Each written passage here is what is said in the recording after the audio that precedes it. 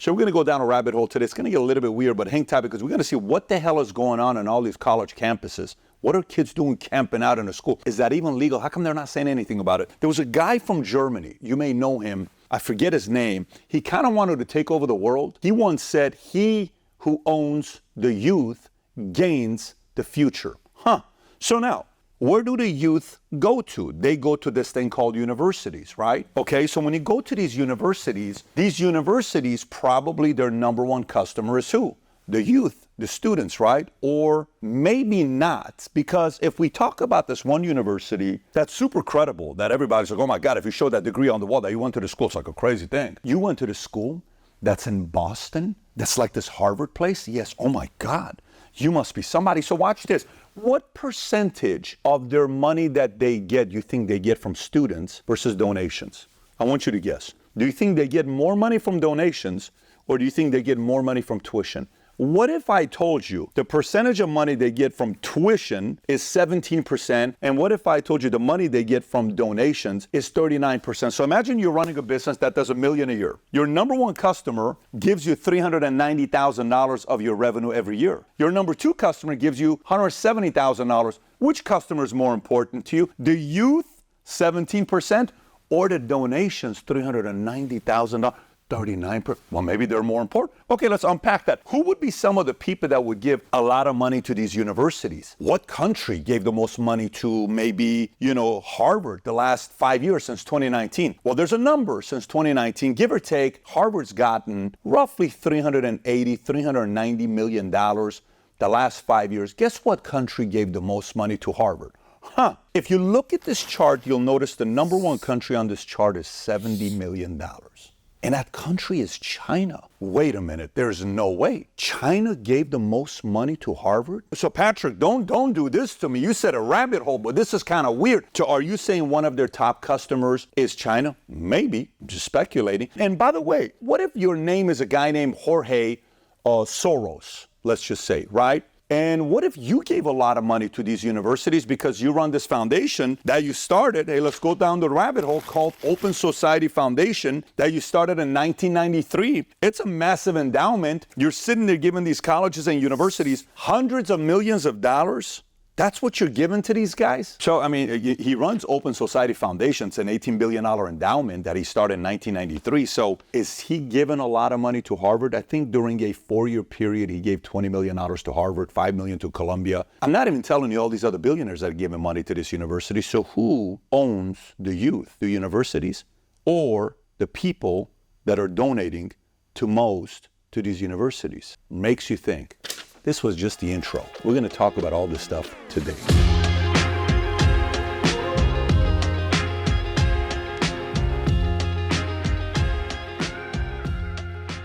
All right, so if you get value out of this video, give it a thumbs up and subscribe to the channel. Look, I'm a little bit worried. Let me tell you what I'm worried about. I'm a father of 4 kids, and we are right now when I'm shooting this video. Today's April 30th of 2024. Do you know in 2020, when the election was crazy, do you know when George Floyd's event took place? May 26th of 2020. If we follow the same election cycle, that is in a few weeks. And when that happened, what happened to America?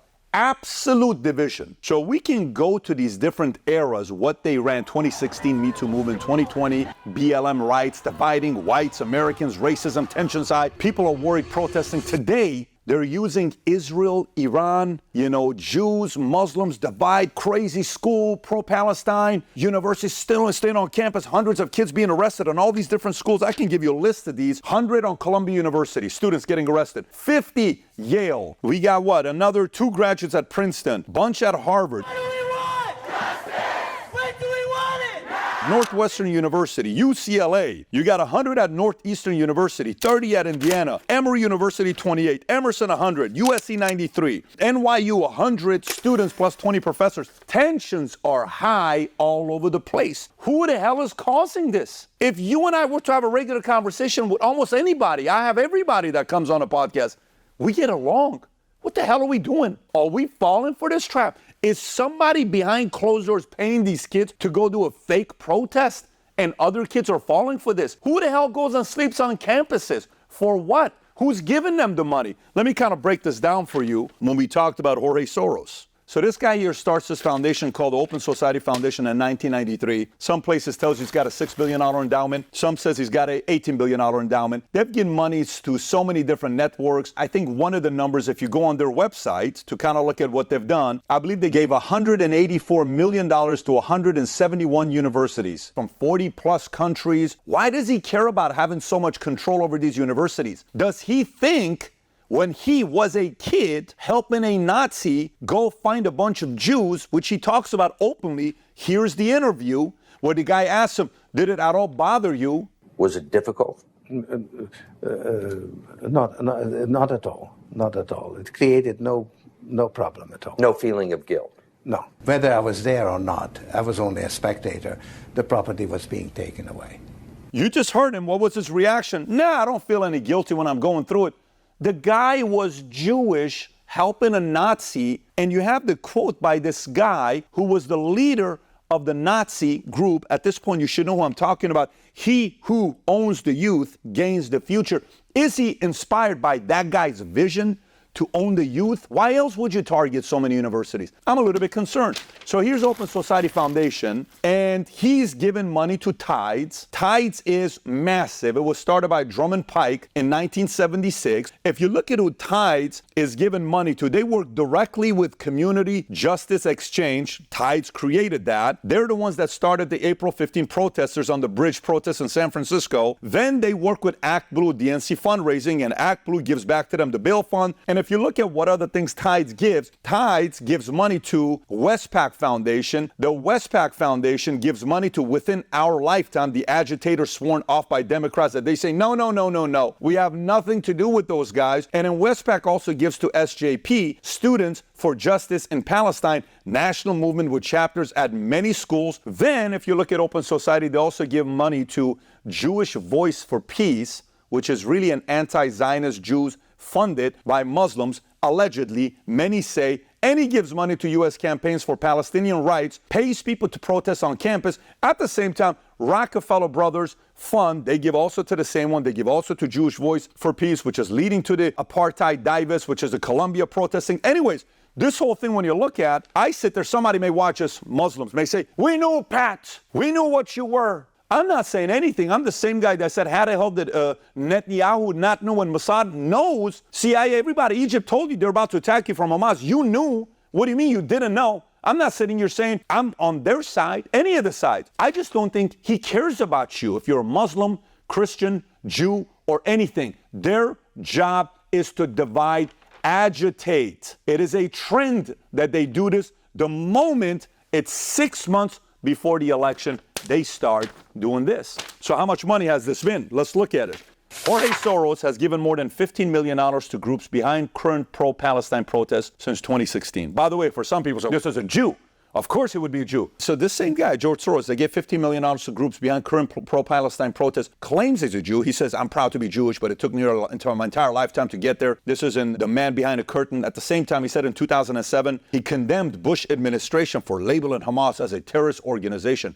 It's 2007, 17 years ago. By the way, this is the Hamas founding documents in 1988. Says, the covenant promotes the following goals.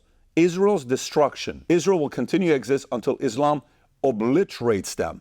No negotiations. There's no solution for the Palestinian question except through jihad. So that's who you're saying this stuff to. And then at the same time, New York Post reported $13.7 million that Open Society, a grant-making network, gave to money through Tide Center, which I just showed you earlier. And through Tide Center, money can be broken down on exactly what they gave to Westpac, to Mass Liberation Project, to Progressive Center for Constitutional Rights, to If Not Now, to Adalah Justice Project, to Jewish Voice for Peace, that is a pro-Palestinian funding. I can go on and on with what things these guys have been doing.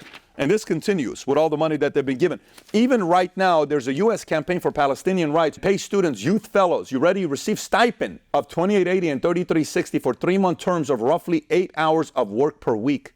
$7,800 for its community-based fellows. What does that mean? Are you paying me to sleep in these campuses, in these tents? Is that what that means? Is that what you're doing here? So agitating to own the youth so you can gain the future? Is that again what you're doing? And your son is now taking over the fund of Open Society Foundation, all the other stuff that you're doing. This is a little bit concerning for me because, look, all I want to know is what's your motive. A capitalist wants to build a business, get clients, grow, make money, have a better solution for others.